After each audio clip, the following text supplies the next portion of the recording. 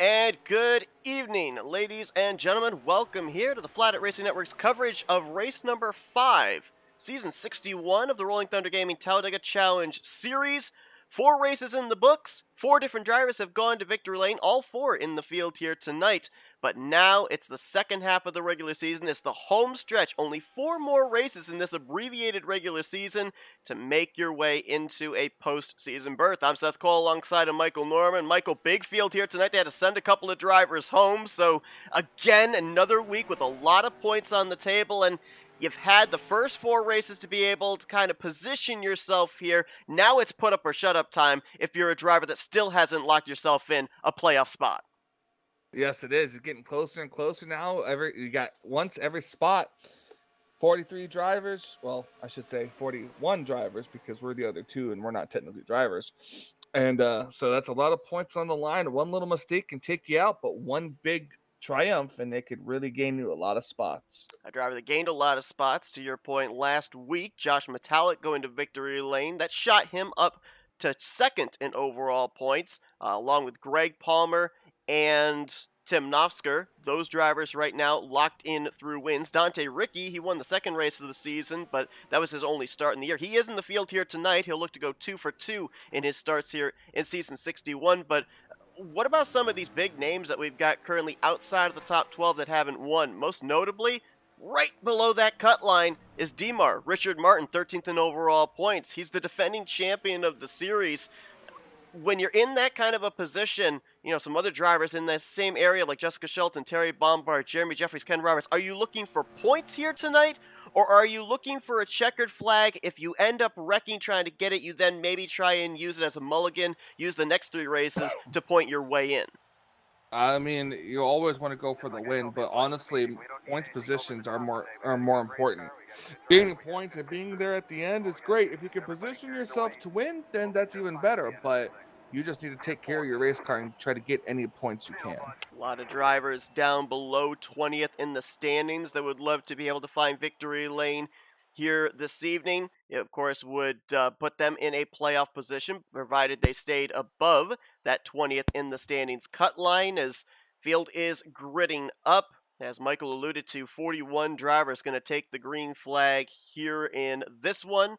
2 drivers, unfortunately, failed to make the show. It's the second time this season that they have had to do knockout qualifying, as we're awaiting the command to fire up the engines down there. You see Cy Jones and Billy Elliser going to be the front row. And that guy in 5th place needs to get on the racetrack. Yeah, that ghost car. I'm probably was late to the drivers' meeting or something. They didn't even push his car out onto the grid. That was, we'll break the 4th wall. That was me that was put there, randomly qualified in the 5th position. At least I qualified 23rd. These cars pull off of pit road, Seth. What's that famous saying? A bird in the hand is worth 2 in... Oh, okay, that one. That's not a famous saying. It is by Dak Prescott. Yeah. And to the Cowboys. Well, if it's a famous saying, then why does... Who's the other guy? Cooper Rush, that's the backup quarterback? Why does he say it then, too? Stealing Prescott's material. He's stealing it. He's stealing it! He could go to court for that. Library of Congress will have a word. All right, let's give you the starting lineup. Stealing it! Stolen it! Cy Jones is your pole sitter here tonight. Billy Elliser will line up on the outside of the front row. Ken Roberts and Donnie Garrett are going to be row 2s. We got an issue here for the 55. Not sure what's happening there. Looks like we're all good. Stacked up that inside line there for a moment. Craig Hagley and Glenn Harris, they're going to be row 3. Row 4, Bob Seminara, who was not in the field last week due to internet problems. Actually, I think it was power issues rather than internet problems.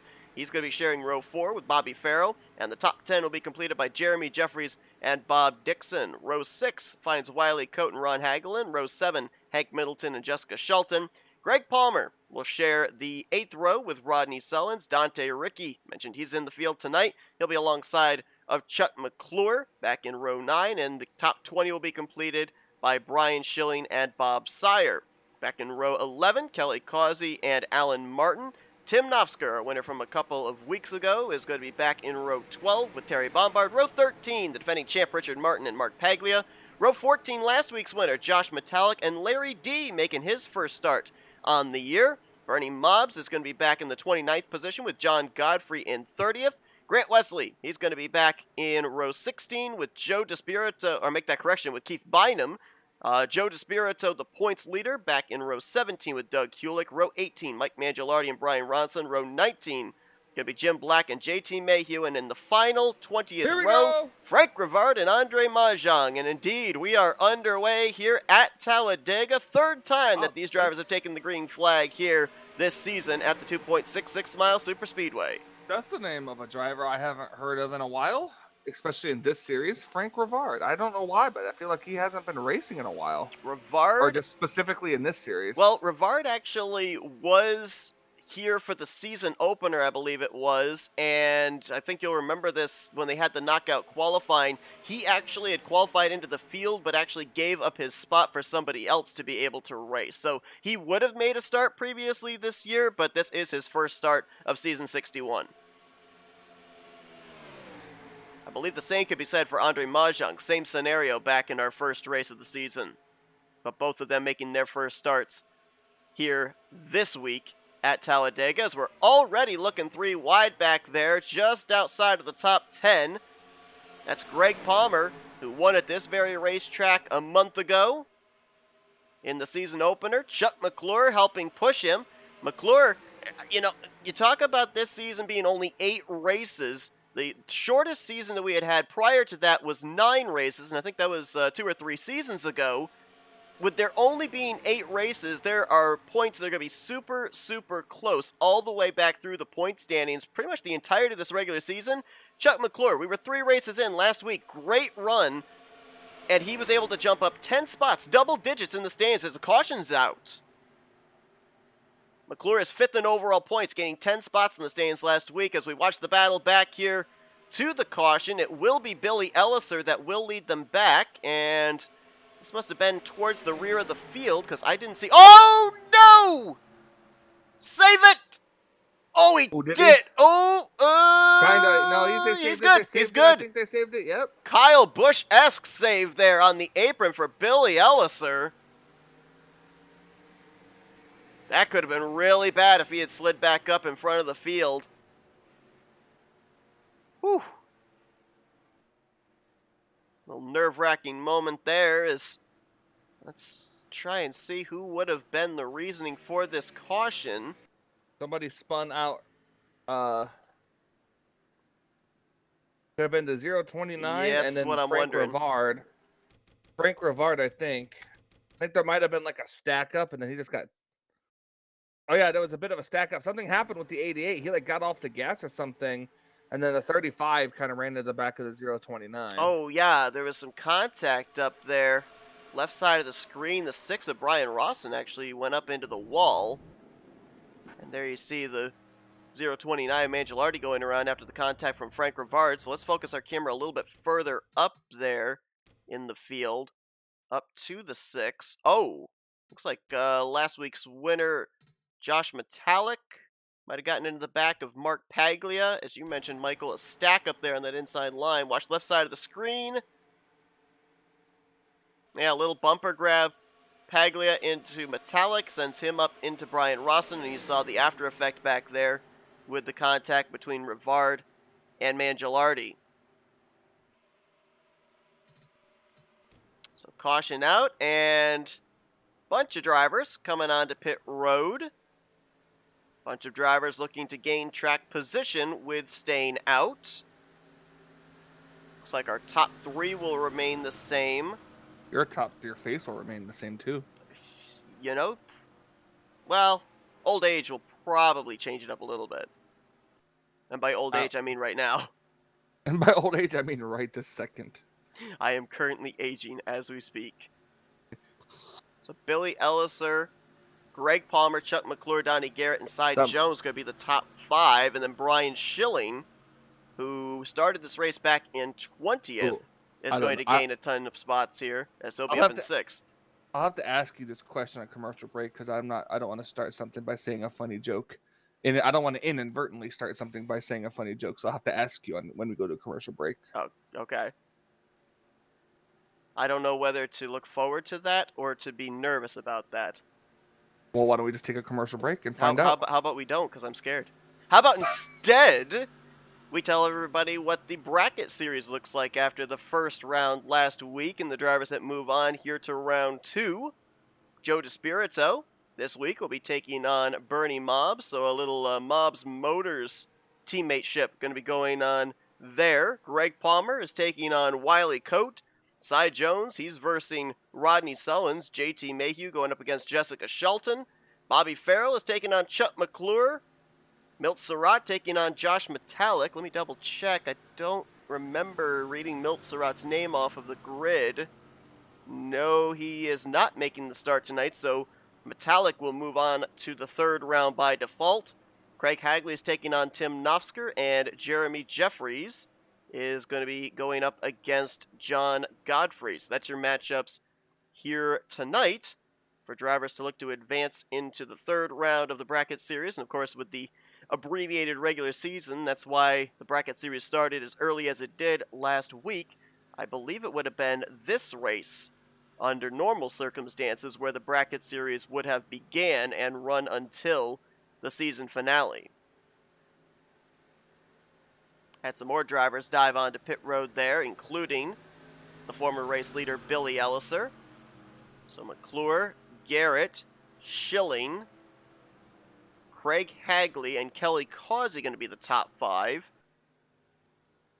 Going to wait until scoring updates to be able to be absolutely certain. It looks like the top 14 did not come to pit road here under this caution period. Everybody else did.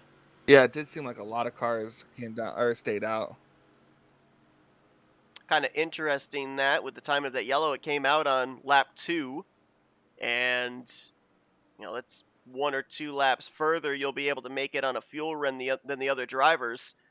I don't know if that will end up playing a difference into the closing stages of this race or not. If you take this race and kind of calculate it backwards, we know that these drivers can go roughly about a median of 20 laps on a fuel run, so that would put them on 2 stops, 6 laps short of the finish. So I don't think that if we went green to the end, anybody would be able to make it on just 2 stops, but again, it would all depend on how much fuel they would be able to save here under pacing. I just don't see it, though. So, I don't know. You're giving up track position for sure to be able to get that extra bit of fuel. But I don't think that you can play the 2-stop strategy from this point on. We're waiting potentially this time by for the lights to go out. I don't know, Seth. My math isn't that good. No, mine isn't either. Craig Hagley's going to come down pit road, giving up the 4th position. We should get the 1 to green next time by. Let's give you a look at what the top 12 in point standings look like coming into tonight. Your 3 former winners that are inside the top 20 in points are in the top 12, so there would not be any outlying race winners that would lock themselves in via win outside of the top 12. Joe DeSpirito, who has been absolutely lights out with his finishes this season. He has finished in the top 4 in all 4 of the first races this season. I mean, that's 4 straight top 5s. That is so difficult to do at a Super Speedway series. He's still looking for that checkered flag, though, but it's given him a 30-point lead over last week's winner, Josh Metallic. Mark Paglia sits in 3rd, 32 points out. Greg Palmer currently in 4th, 39 points back. And Chuck McClure, who I mentioned had a great run last week, jumped up 10 spots in the standings to 5th. He is 45 points out of the points lead. Kelly Causey currently sits in 6th, John Godfrey in 7th.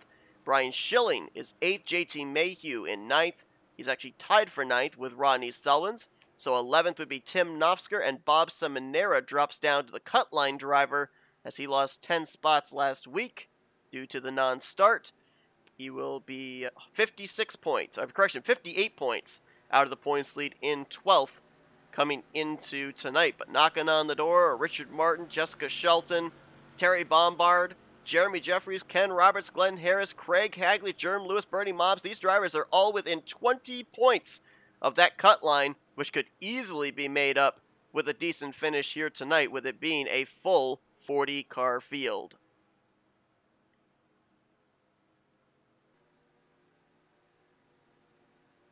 Looks like after that first yellow, all 40 cars are still running, all still on the lead lap. Had a couple more drivers come down pit road at that 1 to green with Craig Hagley, including Andre Mahjong, Bob Sire, Frank Rivard, Brian Ross, and JT Mayhew, and Jim Black. So they'd be able to go a little bit further on fuel if we go into a long green flag run. It'll be Chuck McClure who'll get us back underway on lap number 7. Donnie Garrett will be to his outside. Brian Schilling, Kelly Causey, and Alan Martin will be your top 5. Hank Middleton, Glenn Harris, Bobby Farrell, Richard Martin, and Bob Dixon, the top 10 as the Folgers Chevy Monte Carlo up through the gears. Great jump. And gets us back underway to lead him into turn number 1. The question is it too good of a jump? Yes, we'll find out. You really don't want to always get too far out there because the pack will catch up to you in a matter of seconds, really. Yeah, the only time you want to really get a good jump is to do something like that right there. Get yourself cleared up into that middle lane before they start forming. Looks like both he and Brian Schilling were able to time it well enough that they moved up to that middle groove, exiting out of turn 2. Kelly Causey says, all right, if the bottom's open, I'm going to go down there, and he's got Hank Middleton as a drafting partner, but it's 3v2 right now, and the middle line has the better upper hand as far as straight line speed.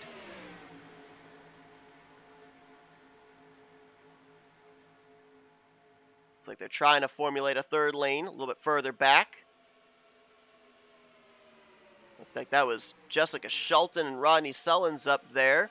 Wiley Coat in the new livery this week. The Kellogg's Frosted Flakes, I believe, is the sponsor on that car. Kellogg's Frosted.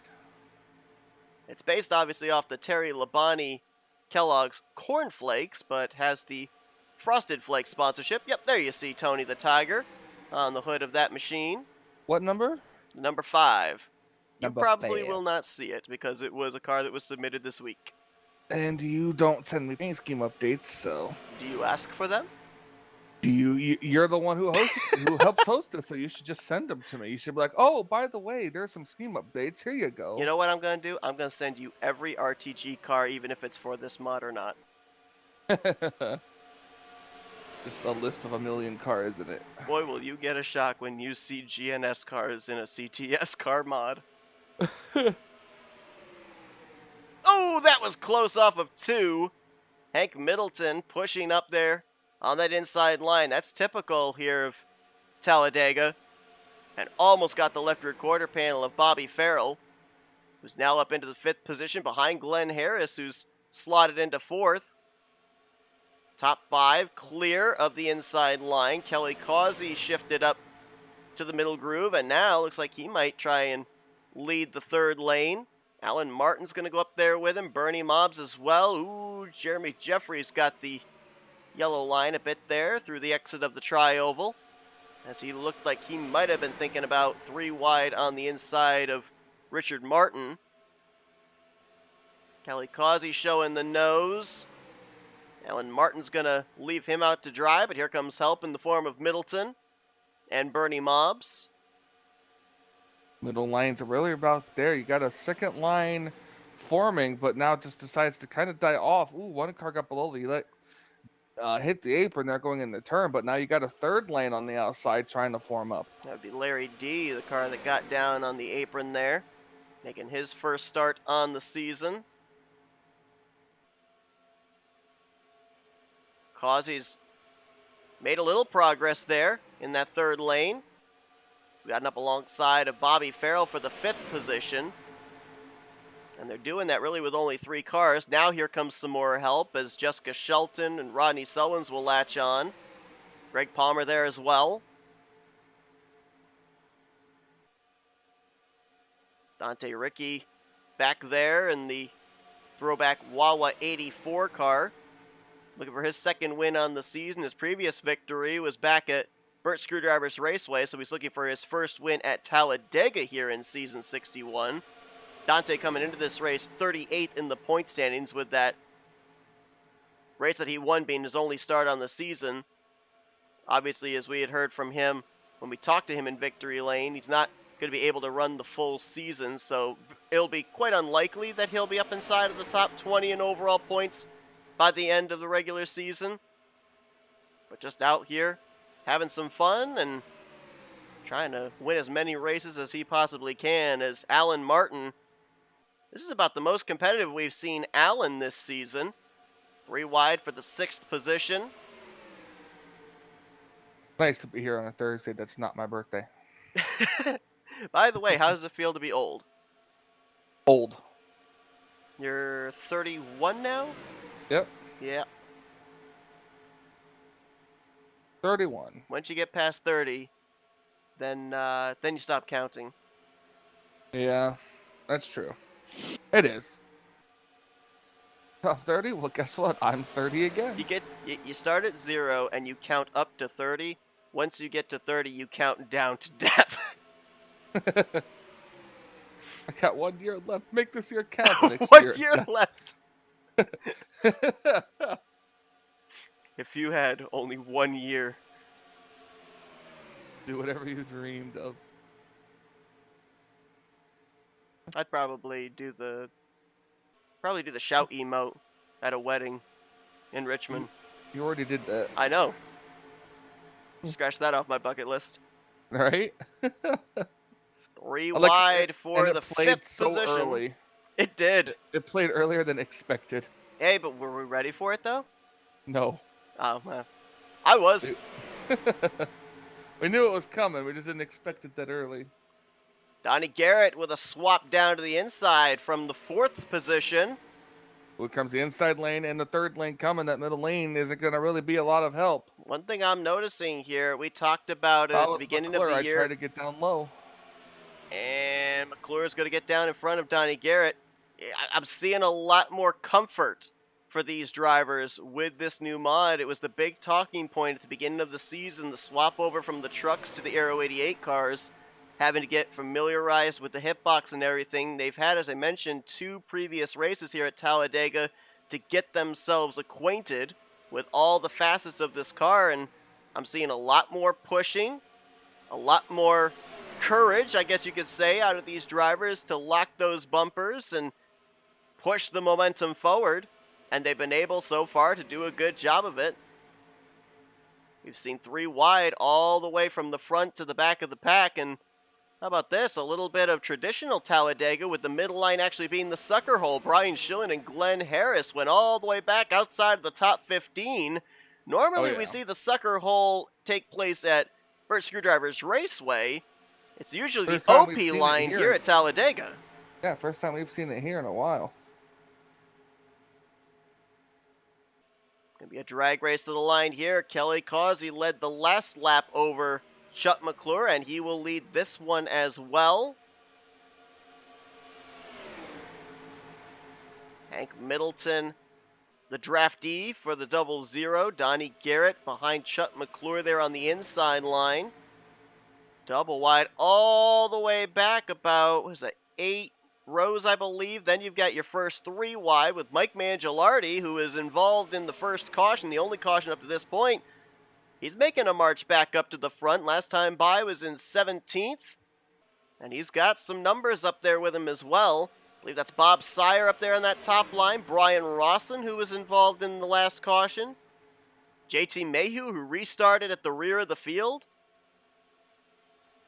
Drivers realizing, can't just sit there and ride. If you're going to pick up positions, you got to make something happen yourself.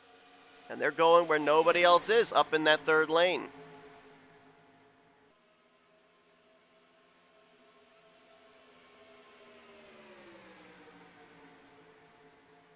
Keeping it 3 wide here. The middle lane's always been the preferred lane, give or take, if you get the right amount of cars, and so far so good. Let's see if they stay there, if they kind of drop down. We've seen sometimes they'll drop down, sometimes they won't. The amount of racing we've seen so far, you kind of think in the back of your head, they must be planning on coming to pit road soon. No, they're only about halfway through a fuel run right now. We went back green on lap 7, and we're about to complete lap 17. The telltale sign will, to your point, Mike, will be when we see these drivers here in this middle line duck down to the inside line if they have a clear path to be able to have that ease of access onto pit lane. Another driver having a good run here, I just noticed. How about Keith Bynum? I believe, let me double check, but I believe this is his first start on the season, and he's got the 63 battling for the 6th position. with Chuck McClure now clear for that spot. Yeah, right now, inside the top 10, having a great outing after starting this race from the 34th position. One early caution set, so I'm gonna guess and say that we'd probably be a couple laps away from the 14 cars that stayed out having to come into pit road, but we're probably like maybe 3 or 4, give or take 5 laps from the cars that did pit. I would say, I think you're right on the money for the drivers that didn't pit. They'll probably be in the next lap or two. The drivers that did pit, I'd say they can go maybe another 6 laps. Something like that, 5 or 6 laps. And there you see the 00 and the 2 diving down to the inside line. Those are 2 of the 14 that did stay out under our only caution. So they more than likely are going to be the indicators of when those drivers that elected not to pit under pacing are going to have to come into pit road. Other drivers will be keeping an eye on: Chuck McClure, Donnie Garrett, Alan Martin, Richard Martin, Ryan Schilling. Those all drivers that are going to be shorter than others around them on fuel. Looks like all said drivers have found their way to the inside line. Don't really see anything lighting up yet. Oh, how about now? I think I've seen some radio chatter. Might be, possibly. We'll have to wait and see. Rodney Sullen's going to take the race lead, but I think we've got some drivers coming down pit road this time. Let's stay on the 00 of Kelly Causey, who is indeed coming to pit lane along with Middleton. These are all the drivers that didn't pit before. Nofsker comes in hot, and he's going to get into the back of Chuck McClure as a result. And McClure's going to tag Hank Middleton, and they're still wrecking on pit lane there. Well, the 2 car came in hot and slid sideways, and that was actually Nofsker. That was Nofsker that came flying in, and he got both McClure and Hank Middleton. Larry D got a piece of that. Bobby Farrell might have as well. Bear in mind also here, folks, as well, that if you cause an incident on pit road, drivers are subject to a pass-through penalty. So if Nofsker ends up claiming that, he could find himself a lap down. Good thing he's got that victory from a couple of weeks ago in the bank, the last time we were here at Talladega. So now we await in these next 5 laps to see when everybody else comes to pit lane. Some drivers came to pit road under the first lap of caution, some under the second, and some coming to the 1 to green. I believe Brian Rawson and Grant Wesley can go a little bit further of the front runners here. Andre Mahjong, I believe, as well. Mahjong made 3 pit stops during the course of the yellow. And Andre right now is running up in the 8th position.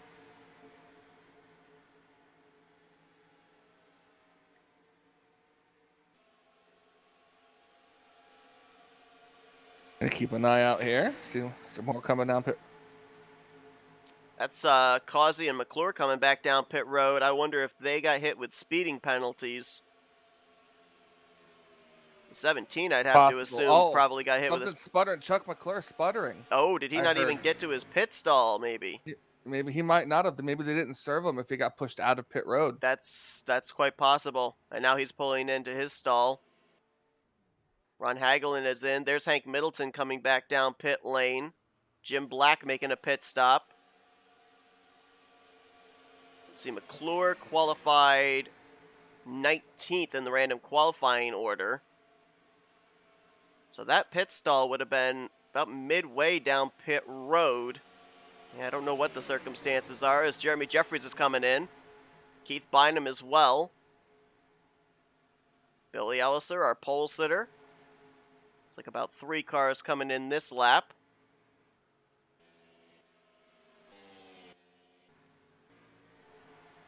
Jim Black and Ron Hagelin merging back out onto the track there in turn 1. Here come the leaders to make their way around at full speed. Ronnie Sullen showing the way over Palmer, Roberts, Bob Seminara, and Dante Ricky. See some stuff lighting up here. Might see some more pit stops. Oh, What did it look like? There was like 4 wide back there. It probably was. Could very well have been. Oh, it kind of looks like it is back there. Holy cow. Comes a couple cars down pit road. That's more than a couple. About a good dozen drivers all coming to pit road together, and they all make it on safely, it looks like. Did this put them in a strategy, Seth? For 2 more stops, or is it 1 more stop, maybe? I think it's going to have to be 2. Well, they can go 20 laps. Yeah, now that you mention it, they might be able to do 1 more stop. It'd be super close. It would be. We keep hearing 19 to 21 laps, but very rarely when we have a green flag at the beginning of the race and we get to around a green flag pit stops, very rarely do we have anybody get to that lap 21 mark. They usually are all on pit road by the completion of lap 20. These drivers coming to pit lane here. Oh, Mahjong, no! Right in front of the pack. Metallic and Terry Bombard are in the grass. John Godfrey is facing the wrong way there. Big time accident. Yep. Frank Rivard having to wait for Godfrey to get turned around. And again, all this off the racing surface. All this down at the entrance of pit road. So since it's down below the yellow line, race officials do not throw a caution. So that is a bunch of time and positions that are lost when everything cycles back around. Going back to your point, though, Michael, that group that we saw coming to pit lane, they pitted at the completion of lap 25, which would be at 12 laps to go. Palmer's coming back in the 22, so he must have gotten hit with a penalty.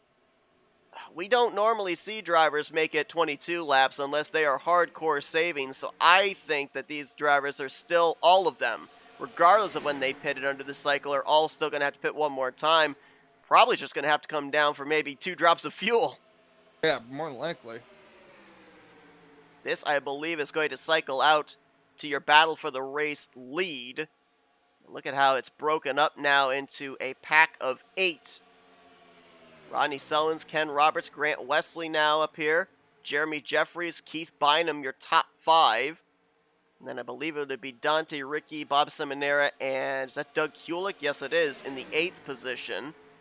Jessica Shelton is back in a pack of 3. They're trying to catch up to this lead group. It's herself along with Joe DeSpirito and Mark Paglia.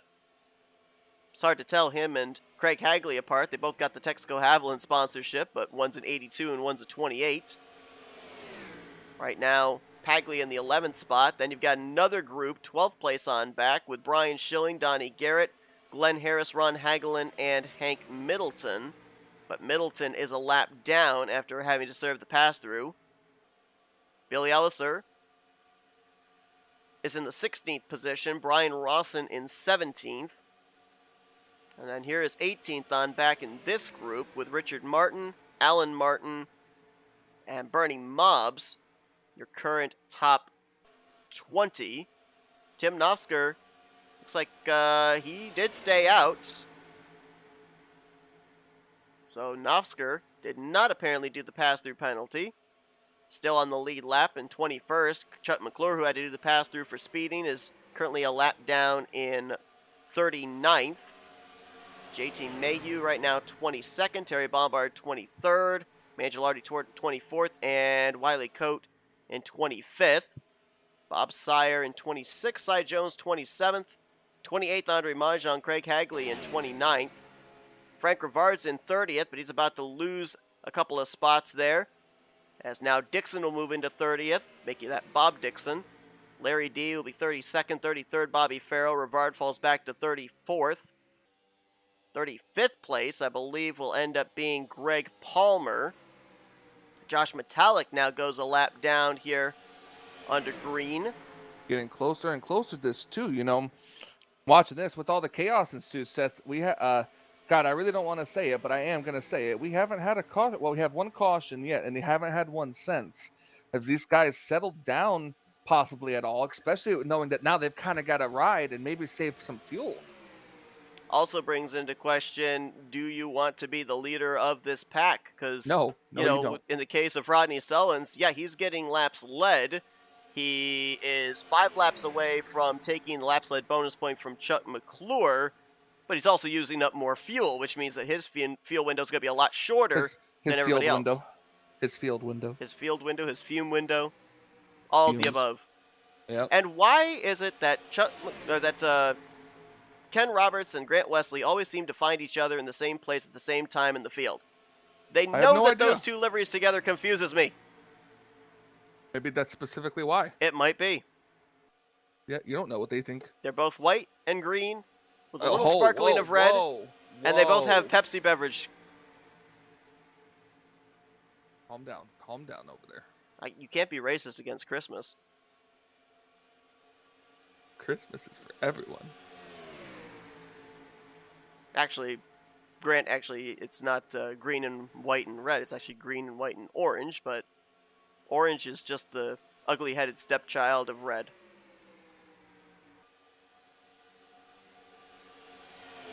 You saw Josh Metallic get put a lap down. He's right now in one of the lucky dog positions. Kelly Causey, who also has gone a lap down, is in the second lucky dog position. They are 35th and 36th.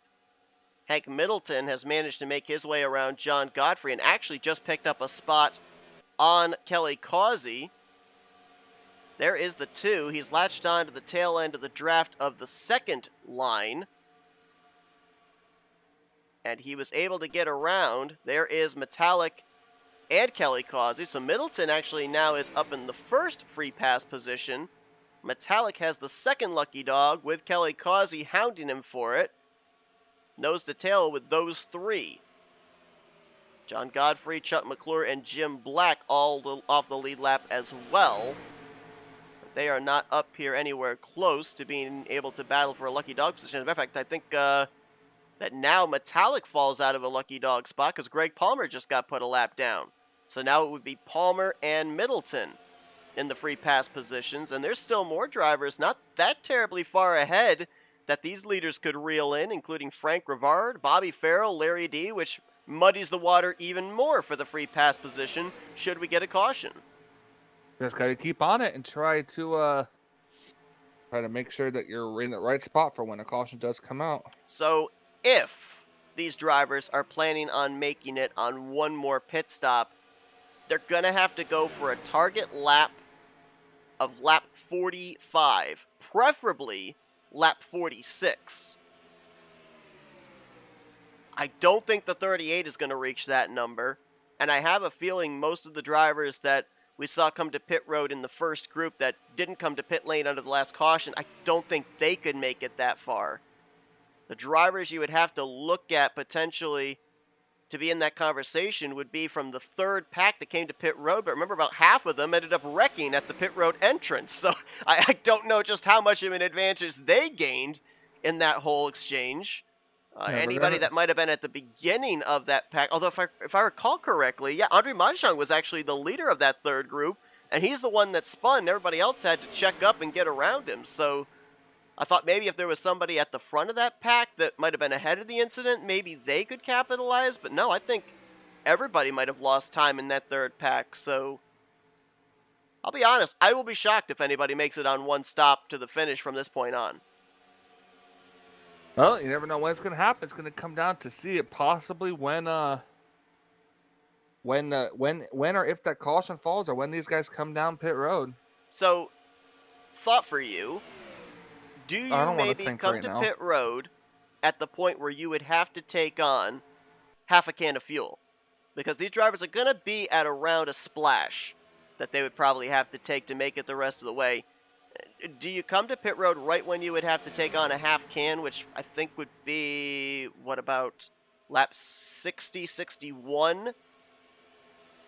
And then run it from that point on when we get into the point of no return? Or do you stretch it the furthest you possibly can until it absolutely is starting to red line and the fuel gauge is starting to go down to save that extra little bit of time on fuel on pit road? It would probably have to be that, because I would stretch it the farthest it can go. That way it's the less fuel you got to take when you come down pit road. Let's also remember another thing here, too. We're doing all the calculations for these drivers. But we're no Larry Mack. Yeah. We're doing all these calculations up to lap 66. these drivers could be doing calculations up to lap 62, that point of no return. Because we've seen in the past a driver that's been really close on fuel, not projected to make it, catch the caution at just the right time and be able to clutch and save enough fuel under the 3 or 4 pacing laps that end the race to be able to get back around and take the checkered flag. I'm talking, of course, about Grant Wesley pulling off that fuel miracle several seasons ago. I projected these drivers all should be able to make it to around lap 62 on one more pit stop. So maybe that's what they're targeting? I don't know. We'll have to wait and find out. But consider the fact you've got 8 lead lap cars up here right now. You got a gap of about 4 seconds back to the second group, which look like they might be closing in.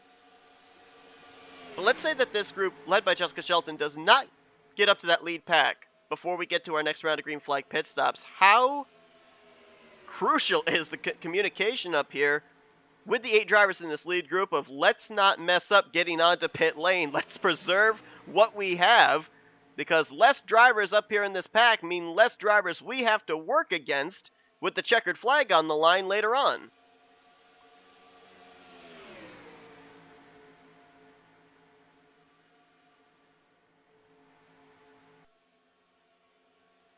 Rodney Sullins has surpassed Chuck McClure for the bonus point of most laps led. 14 laps led so far. When do you think we're going to see these guys come down pit road? Well, they last were on pit lane on lap... Well, that first group was on pit road on lap 21. So they should be back on pit road within the next 4 or 5 laps, and that should start the cycle all over again.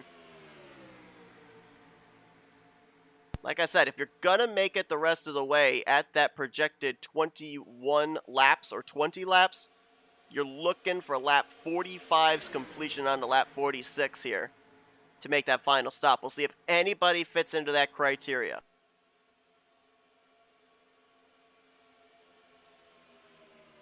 Well, Rodney Sullins now leading his 16th lap of the evening. Chuck McClure, who's trapped a lap down, has led 11 laps tonight. 4 laps led for Kelly Causey, 2 laps led apiece for Billy Elliser and Greg Palmer, and then 1 turn out in front for Cy Jones, Andre Mahjong, and Brian Rawson.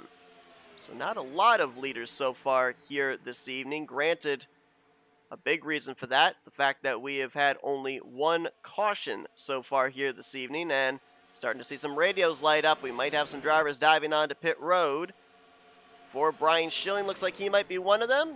Joe DeSpirito, Donnie Garrett, Glenn Harris, Ron Hagelin, and Hank Middleton. All coming in this lap as Hagelin. Quite fast there on pit road entry. Little contact between him and Glenn Harris, but they kept it together. A couple more coming in this time further back. Alan Martin, Richard Martin, and Bernie Mobbs.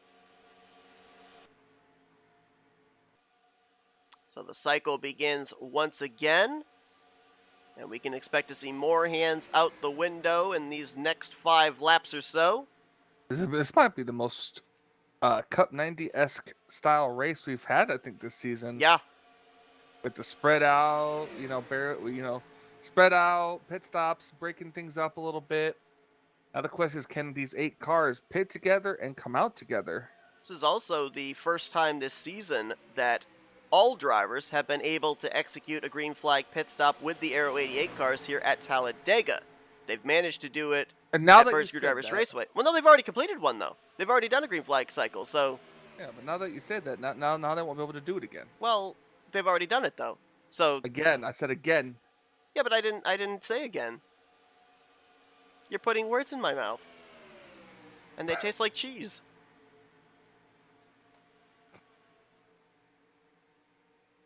Trying not to say what I want to say. Okay.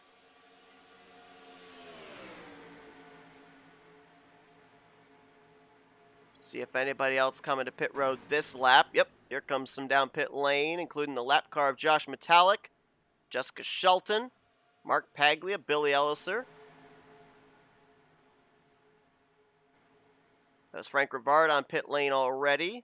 And looks like Alan Martin's coming back down pit road. He might have gotten hit with a speeding penalty because he actually just pit a couple of laps ago.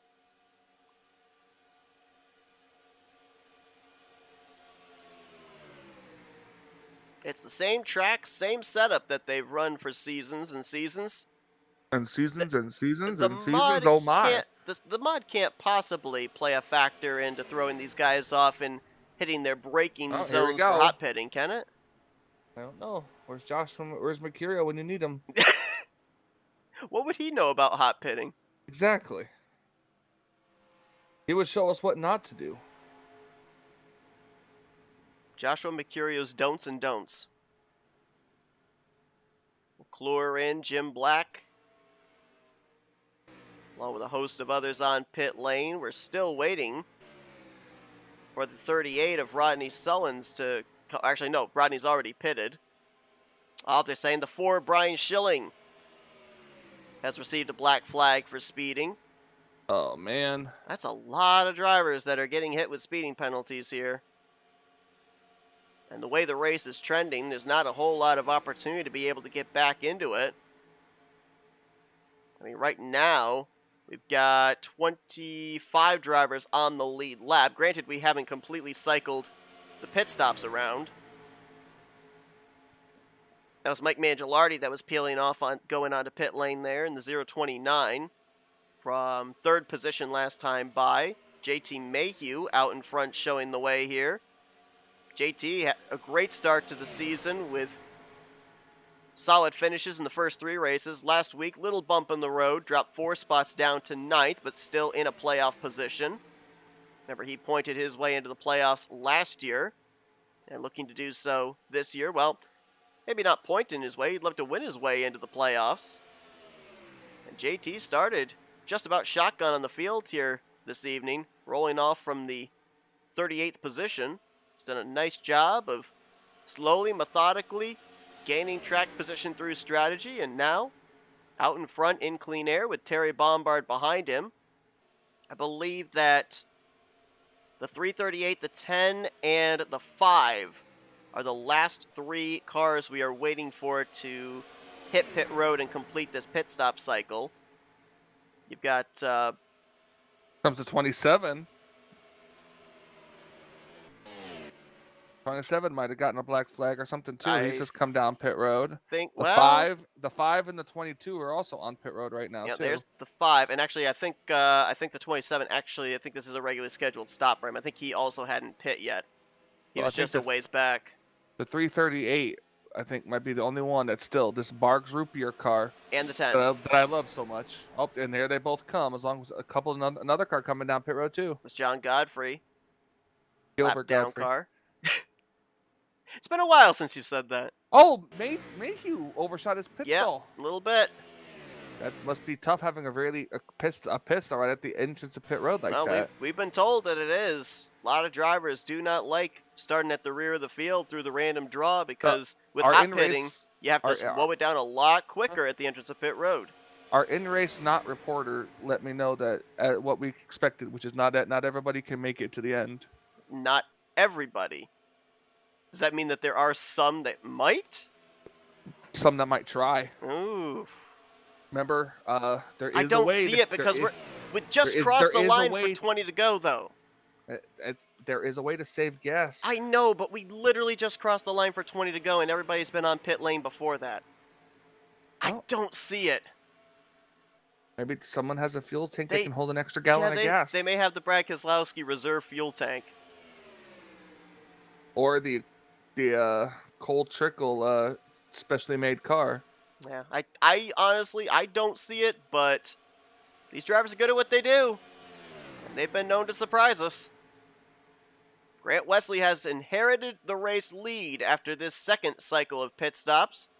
Dante Ricky slots into second. Ken Roberts, Jeremy Jeffries, and Bob Seminara, the top 5. And they are the lead lap cars up in this lead group. Larry D just latched on. He is right now the first car 1 lap down. They just went around Bob Dixon and Bobby Farrell, putting them a lap down. So D is in the first lucky dog spot. Dixon is in the second lucky dog spot. Now look at the gap the top 5 have back here to 6th place, which is being led by Joe DeSpirito, the points leader. Joe needs one more spot to keep the top 5 streak alive. Has not finished any worse than 4th in the first 4 races. Donnie Garrett right behind him in 7th. Lap car of Josh Metallic, then Jessica Shelton in 8th. Glenn Harris in 9th. And Ron Hagelin in the 10th position.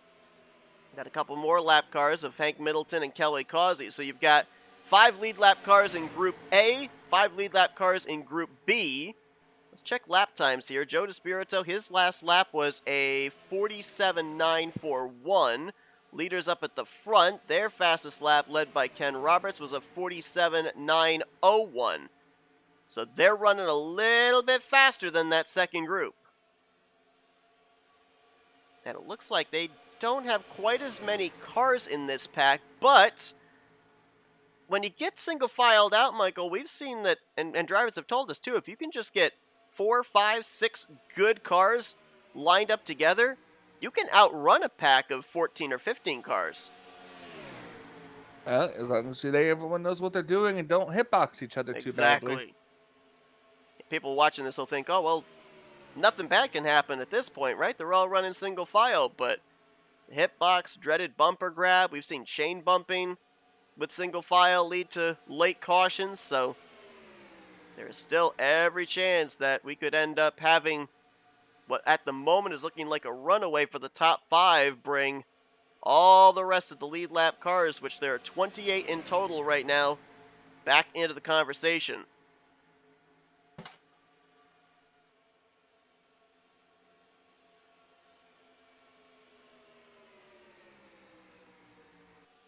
Well, with the report we had that not everybody can make it on fuel, I think the 88 would fall into that category because Grant Wesley doesn't seem all that worried about saving fuel.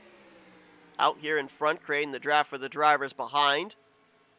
You have to think the same could be said for Joe DeSpirito, who is leading that second group. Well, I hope nothing exciting happens because I got to go use the commentator's room. Okay. So keep me informed. So who are the drivers that could make it on fuel? Would be the big question. And I think you would have to look at some of the drivers that were the last ones onto pit lane during the green flag pit stop cycle. And I'm trying to remember back who some of those drivers would have been. I think these would be the drivers back here. Terry Bombard, JT Mayhew, and Wiley Coate. They were some of the last drivers to hit pit lane along with Andre Mahjong. So these drivers right now that are in 15th, 16th, and 17th, they would be the ones potentially that could make it to the checkered flag if this thing continues to trend green. Can't tell if the 10 backing off there might be saving a little bit. Let's do an onboard. Let's listen in.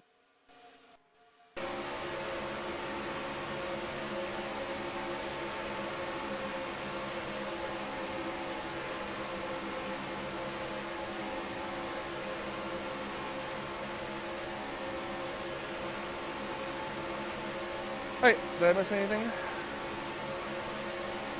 Nope, we tried spying on the 10 to see if he was saving fuel.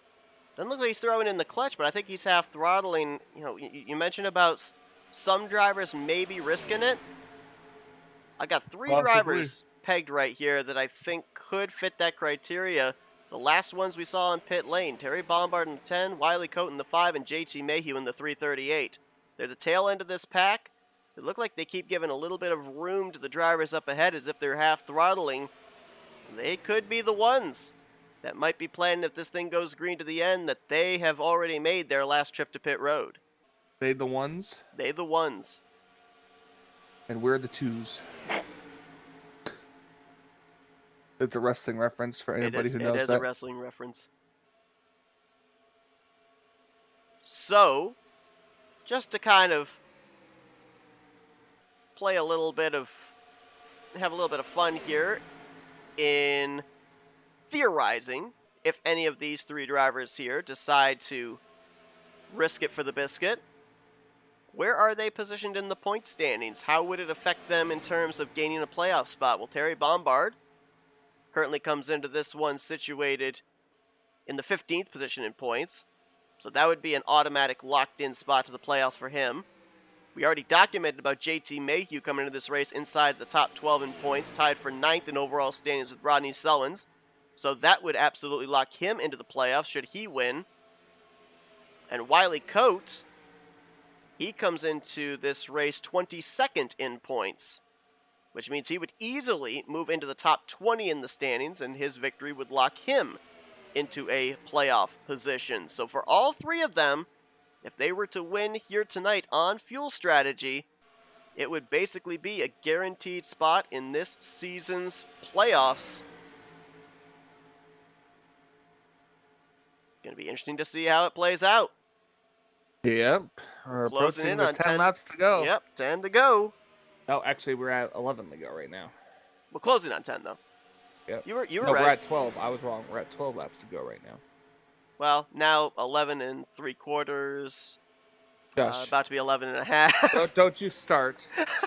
11.6.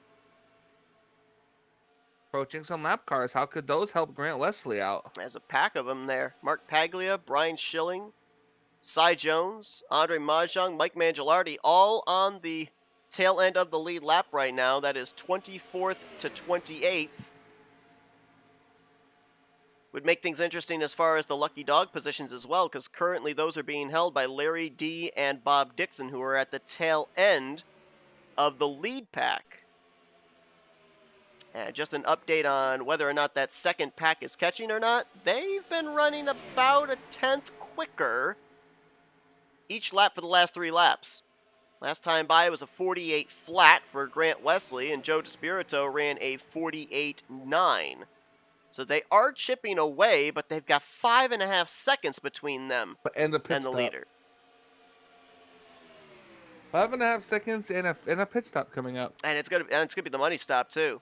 You're only coming down pit road to take on a splash of fuel. That's all you're doing. Oh yeah. But a lot can go wrong between that pit stop and everything else. We've already seen it here tonight. We've seen drivers get involved in spins and stack-ups at the entrance of pit lane. We've seen drivers get hit with speeding penalties and have to serve the subsequent pass-throughs. You do not, especially if you're up in this lead pack and you're any of these top 5 drivers, you do not want to throw it away on a pit road miscue.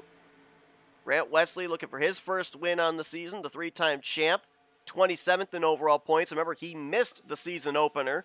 Dante Ricky on a part-time schedule, trying to get his second win and his second start on the season. Ken Roberts, who's outside of the top 12 in points, 17th in overall standings, looking for his second win in as many seasons. As Larry D looks like he's coming to pit road along with Bob Dixon there. Jeremy Jeffries comes into this race outside the top 12, 16th in overall standings, and Bob Seminara, due to a power outage last week, was not in the field and dropped to the cut line of 12th in the standings. So a lot on the line for all 5 of these drivers. Oh, I was hoping we were going to get potentially the first full field. That pack is dramatically changed now. They must be coming down pit road. Yeah, you had the lap cars behind them come to pit lane, and they may be on pit road this time, but I was hoping that we were going to maybe have all 40 cars finish this race. Looks like Hank Middleton's come to pit lane, and he's taking it to the garage. Here come the top 5. Can they organize this? No, they can't! Jeremy Jeffries and Ken Roberts getting together. Bob Seminara gets collected up. Here comes the second pack with Joe DeSpirito, along with Metallic, Garrett, and Shelton. That's going to gain them a lot of time with the mess up of, 60% of the lead group. Oh, there's more wrecking in the back. Chuck McClure, Richard Martin, and Tim Nofsker's off in the grass. No caution. He didn't go up on the racing surface. Here come another group. Wesley out. first, and he's got himself kind of a big lead. He's got really no drafting help right directly behind him. Yeah, the only But to driver that slow could up come and out, wait, the only driver that could come out with him, I think, would end up being the one is Dante Jeremy Ricky, Jeffries. right? Well, he's got Jeremy Jeffries behind him. He's got to kind of slow up, let him catch up to him a little bit. Oh, was Jeffries able to get to his stall quickly enough? Yeah, he's right behind him. Oh, okay. They're kind of a two-car pack now with Dante Ricky right behind him. But now here's the group that we keep an eye on. Terry Bombard, JT Mayhew. They've lost the... This has been a very quick race. It has flown by. Who was the... About an hour. I'm trying to remember who the third car was that was in this group. Wiley Coate. Does Wiley Coate pit? Yeah, I guess he has. Hasn't. All right, so Wiley Coate, I guess, couldn't make it. So the top three have not pit yet. Oh, Doug Kulik is on the lead lap. You're right. The 23 car is, and he's in this group too. I don't know where Kulik is as far as the fuel numbers. I think he came in before Bombard and Mayhew did on the last pit stop cycle, but these are the gamblers right here. Terry Bombard has Frank Rivard to be able to draft off of. This could be a DW at Daytona 89 situation. Could very well be. So we're going to flip reverse. Oh, Shelton's coming off pit road now. Did she get hit with a pass-through penalty potentially? I think she did. Other than that, or it was a very lengthy pit stop. Which could have stemmed from the incident that happened coming into pit road for them. No caution, but we did have an engine failure. Andre Mahjong must have got out off of the track race fast enough. I guess so. So he's back behind the wall now, joining Hank Middleton. So if this doesn't pan out, okay, Hewlett's coming to pit lane. Yep. So Hewlett couldn't make it. Now it's down to Terry Bombard and JT Mayhew. Now, if these drivers can't make it, let's fall back and find Grant Wesley, because then this could end up being the battle for the race win. There is Wesley, Jeffries, and Dante Ricky all by their lonesome. This is a catch-22 for them as well, because if you're Jeremy Jeffries and Dante Ricky, you want to stay behind the 88 because you want to catch those top two and have a shot if they can make it on fuel. But if those guys do run out of fuel, you want to be sure that you're able to position yourself to get around the 88 for the race win. So it's a matter of figuring out when the time is to go and how long you have to stay patient. But there is some room to work with for those top two as Frank Rivard's coming into pit lane. So there goes the drafting help that Terry Bombard was looking for, of having somebody in front of him. The gap right now is about 16.5 seconds with 4 laps remaining.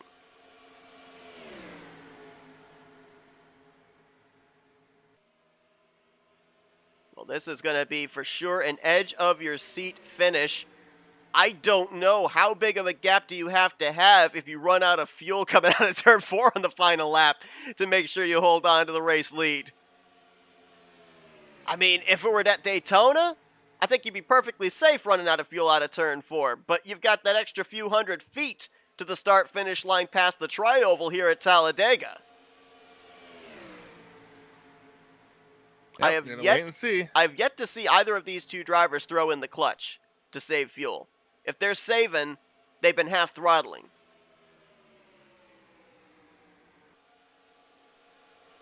This will be a little bit of help here for Terry Bombard. Wiley Coate and Alan Martin. They're going to catch up to them. You see Terry, he's going to stay tucked in behind. He had the momentum. He could have passed them if he wanted to, but he wants that draft.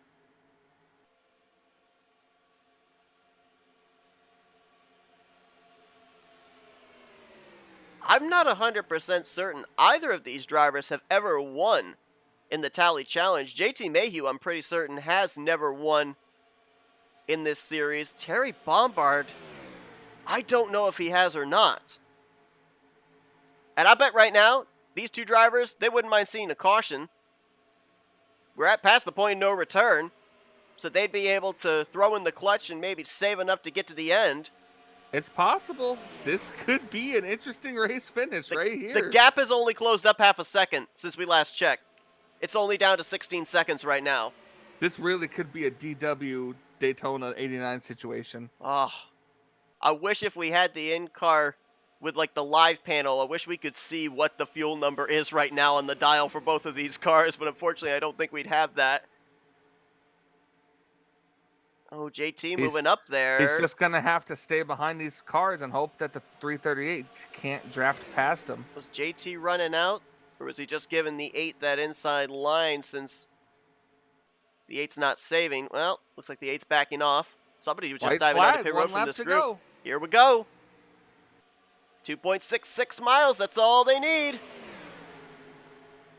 JT backing off a bunch there into 1 and 2. Uh-oh. Oh, he might be. Are they out? Oh, maybe? I think they're out. Oh, no, I think they're out, or are they saving? Oh, they're definitely out. They're definitely out. Oh, no. Let's go on board with them. There is no way they're going to make it back. Oh, it was a heck of a try. Out. He's out. All right, let's drop back here then to Grant Wesley. Jeremy Jeffries, Dante Ricky, they have to be aware of the situation. McLean blew a tire. McLean blew a tire. Go, go, go, go, go. Jeremy Jeffries, Dante Ricky, do they have enough to be able to make a move on Grant? They're going to catch up here to those two in just a few moments, probably out of turn 4. There's JT. There's Terry. The battle for the win right here. Grant Wesley, Jeremy Jeffries, they just don't have the numbers to be able to make a move. Grant Wesley is going to come down to the line, and he's going to pick up the victory here tonight at Talladega. So close. I am so disappointed. So gutting. That was going to be such a fantastic race if that would have worked out perfect. We'll see if those two were able to get back to the line at least and where they finish. They haven't Terry made it yet. is just now approaching the start-finish line. He might still get a top 10. He's going to get... He might have got 8th. 8th, yep. And JT is going to get 9th. Well, they get top 10s regardless, but what could have been? They were 3/4 of a lap short. God, I almost want to include them in an interview because I really want to know where that strategy came from. What a crazy finish here tonight. We don't see it come down that close on fuel strategy very often. Normally, there's an untimely yellow that always kind of shakes things up and takes the fuel strategy out of the equation, but not tonight. And Grant Wesley... Shout out to Tarnation TV in our chat. Grant going to bring it down here to the start-finish line. He should have enough fuel to be able to do some burnouts. His first win on the season, 5th different winner here in Season 61. And an important win for him as well, because this will not only propel him into the top 20 in points, but this should put him into a playoff spot via a wild card. Don't think this will garner him enough points to get him up into the top 12 in overall standings, though, you know, season's still young. Only 4 races, and the points are still super close. Oh, yeah, absolutely. He could definitely still point his way up in the next 3 weeks. Getting full fields like this, then you never know what can happen. Absolutely. I mean, I think the gap between Grant and the cut line coming into tonight was only somewhere in the vicinity of, what was it, I think like 37 points, and you consider a 40-car field, it's possible. He could be up maybe in the top 15 in points at the conclusion of this one. But what a crazy, crazy race here tonight, as we had only 1 caution back on lap 2, and then went green flag racing from that restart onward. 65 1/1000ths of a second, Wesley over Jeffries. Dante Ricky bringing it home in 3rd. The big problem for Jeremy and Dante, I think, was they didn't have enough cars in the pack. It was just the 3 of them, not enough momentum to be able to make a move, and if they had made a move, probably wouldn't have had enough of a run that Grant Wesley wouldn't have been able to put a block, so they were kind of stuck where they were. Rob Seminara going to bring it home in the 4th position. Joe DeSpirito is going to complete the top 5 in 5th, so the top 5 streak stays alive for the 24. 5 straight races. He is finished up in no worse than 5th. Donnie Garrett will get 6th. Ken Roberts in 7th. We saw Terry Bombard and JT Mayhew crawl across the start-finish line. They get top 10s in 8th and 9th. And Wiley Coates going to bring it home in the top 10. Bernie Mobbs in 11th. Craig Hagley will be 12th. 13th for Ron Hagelin. Rodney Sullins and Glenn Harris complete the top 15. We had 19 cars finish on the lead lap with Brian Rawson, Brian Schilling, Mark Paglia, and Jessica Shelton. the last of those. Richard Martin finished the first car 1 lap down in the 20th position, and then you see all the drivers that finished off the lead lap, and this was mostly in large to either having to serve penalties under the green flag pit stops and or being involved in or getting slowed up by entrance of pit road wrecks during the course of each one of those green flag pit stop cycles. 2 drivers did not reach the conclusion. Mechanical failure for Andre Mahjong and an early retirement for Hank Middleton. They get credit for 39th and 40th here Yep. this evening. I'll let you handle questions today. 10-4.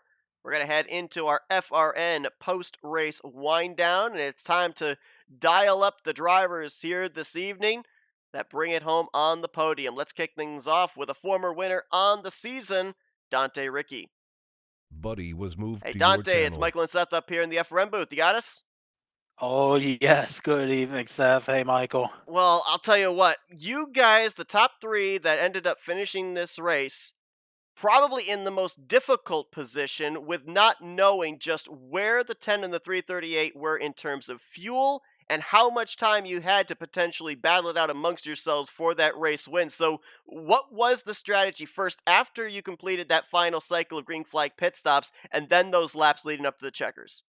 Yes, the big problem was the pit strategy, the last pit stop. It was a heated debate amongst myself and about 5 or 6 other drivers on Whisper about what the fuel we were going to take was for that pit stop. And I'll tell you right now, okay, I knew my meter was changing halfway down the backstretch, if not just a little bit before halfway down this backstretch. Long story short here, all that's a bunch of baloney. I had committed to taking 1 can of fuel on the final pit stop. It's my understanding that all the other cars other than myself, Grant, Jeremy, Bob, um, who else in there? Ken Roberts. They were all going to take a half can, as far as I know. So what that meant was I was going to be most likely screwed. Luckily, there was an incident on pit road. It's not good for the people who were involved in that, but that allowed me to take a can and comfortably still be able to catch on to the back of Jeremy and Grant. Now, let alone there were some people who probably would have been well ahead of me. If that pit road incident didn't, I mean, that was a key match incident. The pit road deal that really impacted the outcome here a lot. Okay, so very, very critical. But beside the point, we go back out on the track. At this point, we now have, let's see how many laps were left. I didn't write it down. There were probably about 6 or 7 laps left. And I knew JT and Bumpy were out there. They had a lot of lap cars squeezed in between. I felt they were going to try it. JT has won some fuel mileage races before. Bumpy will do whatever JT does. Those guys are real cool and work together. But beside the point, we didn't know what was going to happen. And the differential to the next 6 or 7 cars back after we came out of the pits was about 5 seconds. If I had tried to race it up with Grant, any move to pull out to get in front of Jeremy or Grant or whatever would have hurt us. We were in a point where we had lap cars lined up, about 5 or 6 lap cars lined up, 3 seconds in front. I know I'm throwing a lot of numbers out ahead, but if you understand how the drafting works on this track, if me, Jeremy, or Grant had pulled out, we would have been caught by the second pack. It basically allowed us to feed the draft from the lap cars in front of us and sustain the position we were in for the remaining 6 laps of the race. Therefore, when the white flag came out, we actually caught the draft of the 6 or 7 lap cars in front of us. We all get a 1 or 2 mile an hour acceleration. And really, I have steam, but I have no ability to pull out and pass on the white flag lap. So it's a risk reward situation. Could I have made a move with 2 laps to go? Yes. Would I have had any help with 2 laps to go? Absolutely not. So it was a very conservative way to try and finish the race, feeding off the draft that you have available, but also making sure the cars behind you couldn't catch us. Although that pit road incident at the end of the race was very unfortunate and had a lot to do with, the situation. Now, it was interesting because last week we ended up seeing green flag pit stop cycles for the first time with this new Aero 88 car at Burnt Screwdrivers Raceway. We had yet to see a full green flag pit stop cycle with these cars here at Talladega. We got treated to that not once, but 3 times here during the course of this race. We saw quite a number of drivers get hit with speeding penalties. Was it just the fact that it's been a while since these drivers have made green flag pit stops, or did something feel different with hot pitting with the Aero 88 cars as opposed to the previous trucks? These cars felt very different sets. In particular, having so many drivers that close together and the lottery qualifying procedure of not knowing where your pit stalls are. I mean, there are people who are literally stopping in their pit stall as soon as they get on pit road. I felt like I had to be a little bit more conservative than normal when entering behind other drivers. Some of it's the unsteadiness of how people enter the pit road. In other cases, this pit road entrance is a little bit slicker and more narrow than the one at the BSR track. I did feel like I had to be more conservative, and some of that's the mod, but it has been a good while since we've had this many green flag pit stops in the race. It provides an opportunity for somebody to make an innocent but very costly mistake. And, these are bigger cars, at least a slightly bigger body and box per se. If you end up knocking somebody in the grass, that can really impact their night as well. So there were a lot of ways to run into trouble tonight. And this mod still provides some very amazing and exciting racing. Yeah, we definitely saw that. And of course, execution appeared to be the word of the night with those several rounds of green flag pit stops. Well, Dante, second race we've seen you in this season, second time we've gotten to talk to you with you bringing it home in back-to-back podiums. The last time in victory lane, third place here tonight. Congratulations on the great run and the great execution on pit road to get that finish. Before we let you go, the floor is yours for thank you, sponsors, and shoutouts. Yes, I want to thank all of my family, mom, dad, brother, and sister who have been helpful to me at this point, and everyone here in West Virginia doing a good job and just continuing to support each other and tell you the weather how it is. I enjoy it a lot. And I also want to thank our staff, Bo and Sean Prime, our owners, who have gratefully put this place on for us. And yes, I am a very well respected, but also a good driver here. And I only mean well when I'm admitting my series on Tuesday night. I really try my best to give everybody the experience that they earn. And it's important to me to, be a part of this league and just to be able to work with Bones and Prime and Rodney and Jeremy and Sean and just everyone who helps to put this on. And big thanks to our Talladega Challenge group of Josh, Wiley, and Tim for doing this. And also want to extend my courtesy and gratitude to the folks at RLM for being able to put this on.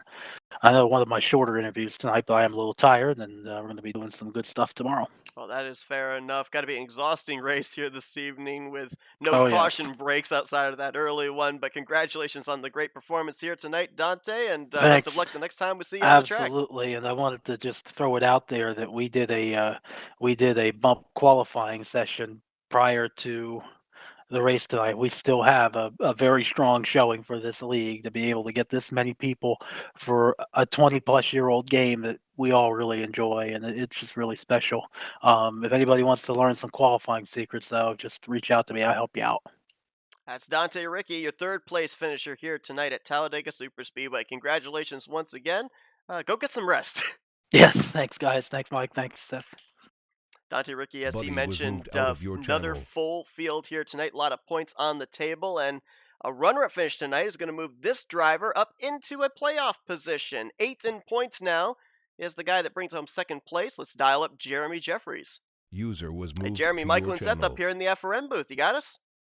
I do. How you guys doing? Well, we ended up seeing a crazy race from start to finish. A lot of strategy coming into play, and in the end, it came down to you, the 88 and the 84. Now, we just talked with Dante moments ago, and he said basically you guys were trying to manage the gap back to the other group that had already pitted before you were going to settle it amongst yourselves on the white flag lap. Was there any type of momentum that one or two cars could have generated there to be able to battle Grant for that race win, or were you basically committed to just bringing it home on the podium? You said that was a crazy race. It was pretty calm from my perspective, but uh, no, I was committed to stay there. I needed the points. I was outside the top 10 in points. I just needed the points, and I think Grant needed the win more than I did. And being my teammate there, I just trying to be a good teammate and just help where I can to maybe help get us both into the chase there. Yeah, you talk about the fact you came into this race outside of a playoff position. We just mentioned before we brought you in for the interview, this runner-up finish now moves you up 8 spots into the 8th position, so you're currently in a playoff spot. So we also talked about the fact that this is the shortest regular season in a long time that you drivers have had here for the Tally Challenge. Only 3 more regular season races until we put the playoff grid together. So, are we looking for more consistency out of this one, or does this give you a little bit more breathing space to be more aggressive next week to try and get the bonus points with a checkered flag?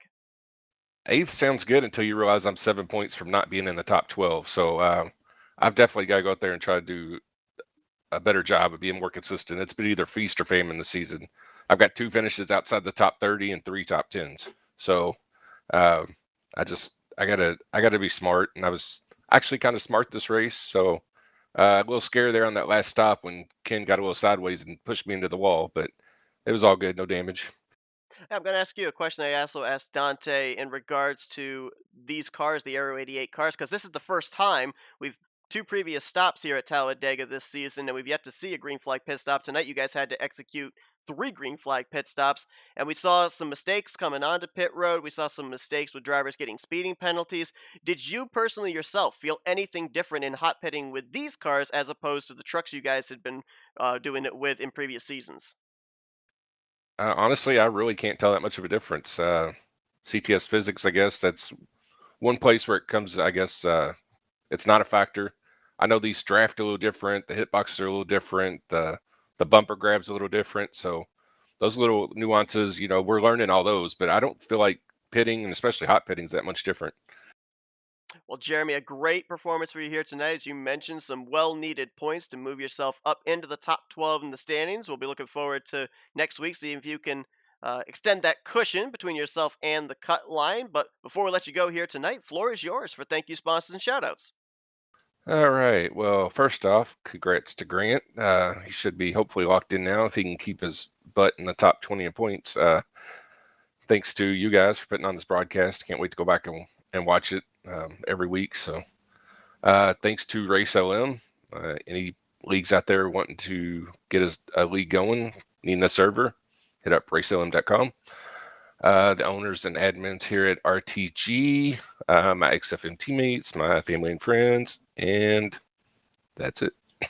Jeremy Jeffries, your second place finisher here tonight, moves up into a playoff position and will look to preserve it for the final 3 regular season races. Good luck in that, Jeremy, and congrats on the great run tonight.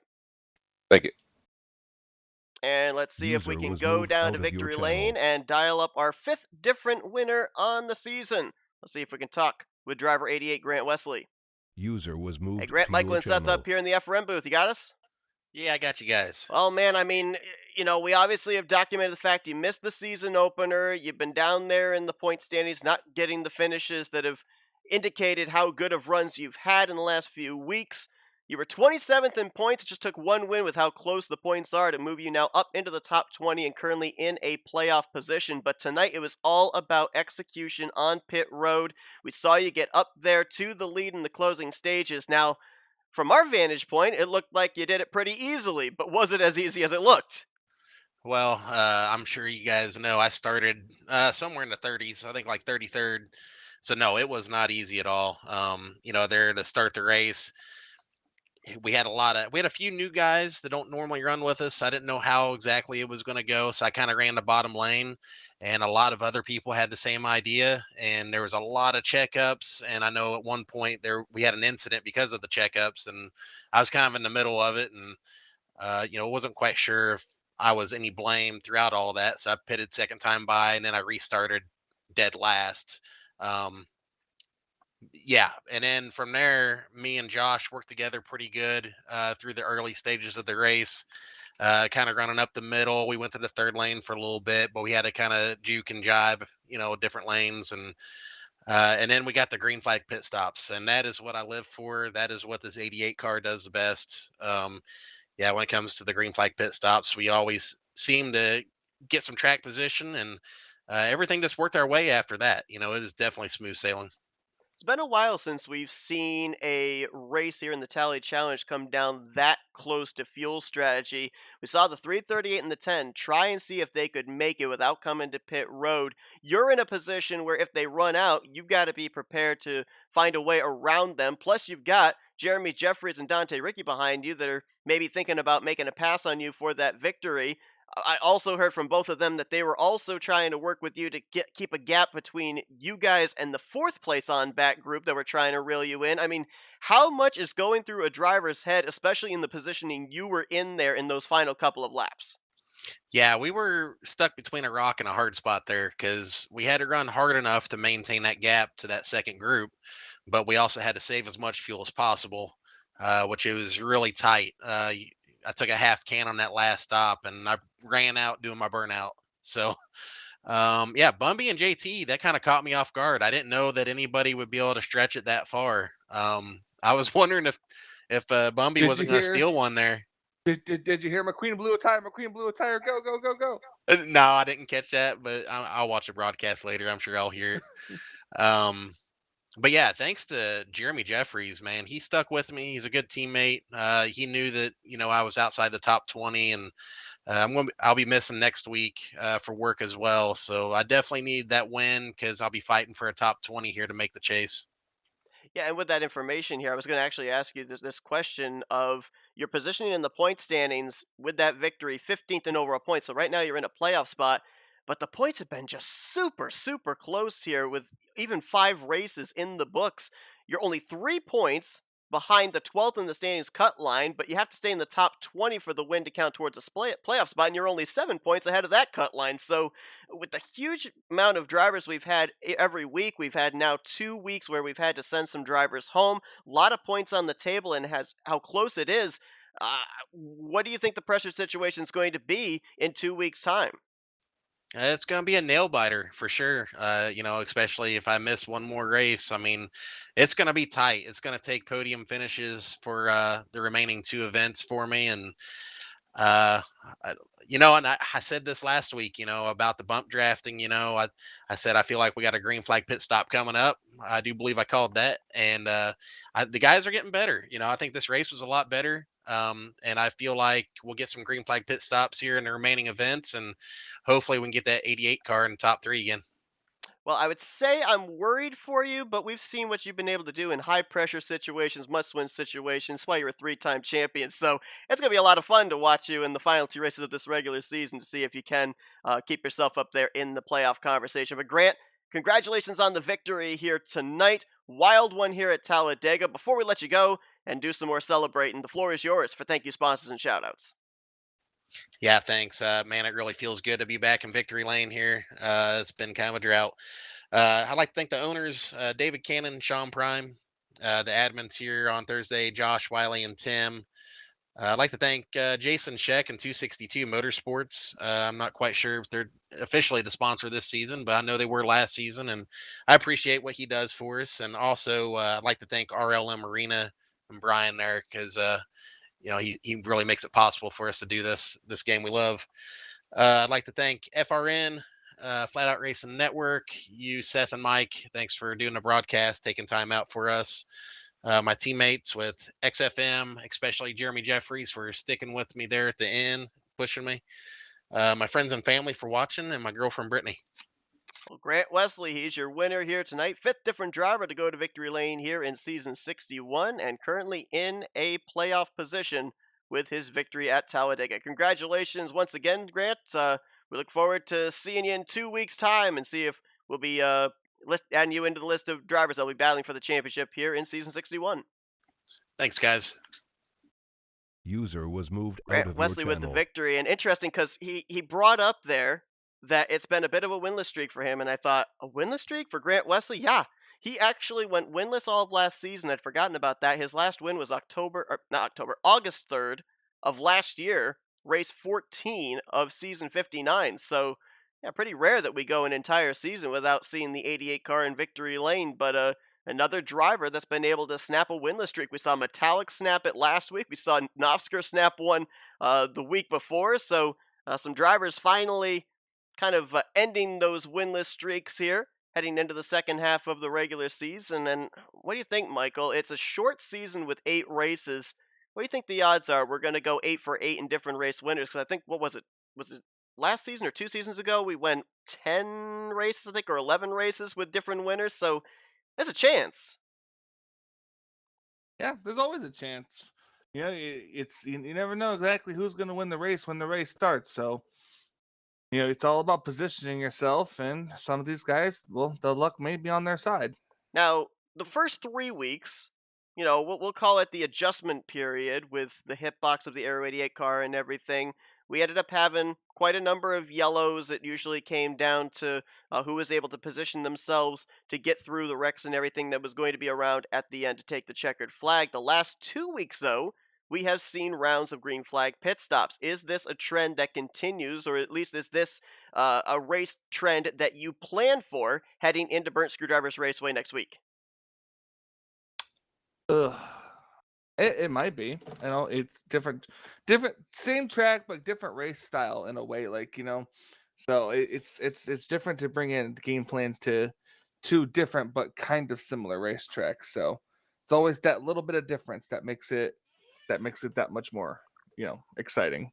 It's going to be interesting to see here. The point standings are in. Big shakeup again. Some drivers have moved in, some drivers have fallen out. We'll make you guys aware of the positioning at the start of next week's race, but right now, it looks like 4 of our previous winners, Nofsker, Metallic, Palmer, and now Grant Wesley, are currently in playoff positions. We'll look to see at the end of this regular season if indeed they will be amongst the drivers that will battle for this season's championship. Thank you all for tuning to our coverage here tonight. A thriller, a nail-biter down to the end here at Talladega Superspeedway. Grant Wesley, the driver that goes to victory lane in this one. If you guys enjoyed our coverage, be sure to join us next Thursday night as we continue on this 61st season of the Rolling Thunder Gaming Talladega Challenge Series. Green flag gonna fly at 9 p.m. Eastern Standard Time. Only 3 regular season races till the playoffs begin. Michael, a crazy one here tonight. We don't get to see these very often, but boy, they keep us guessing until the checkered flag. I appreciate you joining me up in the booth. Absolutely. It was fun. Can't wait to do it again. Absolutely. Once again, we thank you all for tuning into our coverage, and we'll see you guys next Thursday night. Until then, for Michael Norman, I'm Seth Cole, and you've been watching another broadcast courtesy of FRN, the Flatout Racing Network. This broadcast is the copyrighted work of Flatout Racing Network and may not be rebroadcast, retranslated, or used in any form without the express written consent of Flatout Racing Network and iRacing.com Motorsports Simulations. Flatout Racing Network would like to thank you for your support, and we hope you enjoyed tonight's broadcast.